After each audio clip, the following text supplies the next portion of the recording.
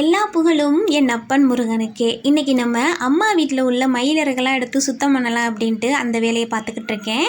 மயிலிறகுல நிறைய மருத்துவத்தன்மைகள் இருக்குது. இந்த மயிலிறகுலாம் பாருங்களேன், நல்லா ஒயிட்டாக இருக்கா இதோடைய தட்டை. இதில் சில கலர் மங்கலாக இருந்தது. அதெல்லாம் குளத்தில் கொண்டு போய் போட்டாச்சு. ஏன்னா கீழே கால்படுற இடத்துல போடக்கூடாது அப்படின்ட்டு. இந்த மயிலிறகுலாம் எப்படி நம்ம வீட்டுக்கு வந்தது அப்படின்னா, ஒவ்வொரு தடவையும் வயலுக்கு போகும்போதெல்லாம் நம்ம எடுத்தாந்து வைக்கிறது. ஒரு வருஷம் 2 வருஷம் இல்லை, பல வருஷம் எடுத்தாந்து வைக்கிற மயிலிறகு தான் இது. அப்படியே சேர்த்து அதாவது நம்ம டெய்லி போய் எடுக்க முடியாதுல்ல. நம்ம எப்பெல்லாம் வயலுக்கு போகிறோமோ குப்பை கொட்டுறதுக்கு ரொம்ப தூரம் உள்ள வயல்களில் தான் நிறைய கிடக்கும். கிட்டத்தில் உள்ள வயல்கள்லாம் அவ்வளோவா கிடக்காது.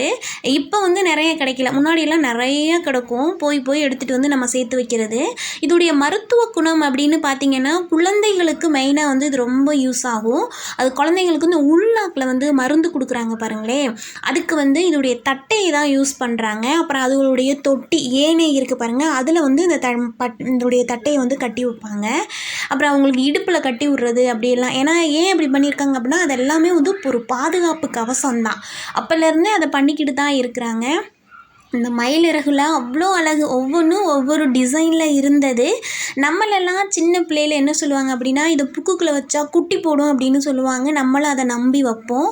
அதை அது ஒரு பாதுகாப்பு கவசம் அப்படின்னு சொன்னால் நம்ம கண்டிப்பாக வச்சுருக்க மாட்டோம். குட்டி போடும்னு சொல்லனாடி நம்மளாம் வச்சுருக்கோம். நான் நிறையா வச்ச அனுபவம்லாம் இருக்குது எனக்கு.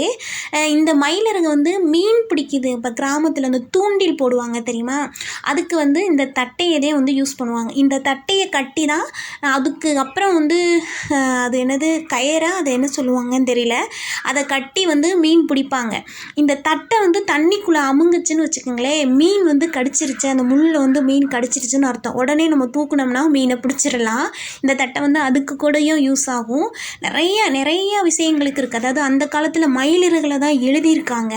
அப்புறம் இன்னும் கூட இந்த மயிலிறகால மருந்தெல்லாம் கூட போட்டிருக்காங்க.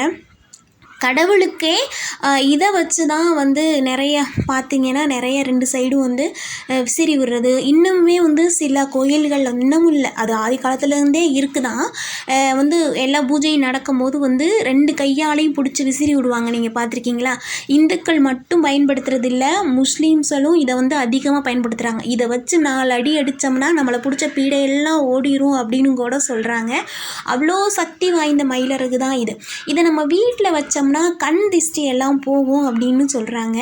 அந்த காலத்திலருந்தே கிராமங்களில் போய் பார்த்திங்கன்னா எல்லா வீடுகள்லையுமே மயிலிறகு இருக்கும். பள்ளி வராதா அப்படின்னு கேட்டிங்கன்னா, அது எனக்கு கொஞ்சம் டவுட்டு தான். பள்ளி வரும், சில இடங்களில் வராமல் இருக்கா என்னன்னு தெரியலை. ஆனால் ரொம்ப சக்தி வாய்ந்தது. முருகருடைய வாகனம் அப்படிங்கிறனாடியே இதுக்கு அதிக சக்தி உள்ளதுன்னு தான் நான் நினைக்கிறேன்.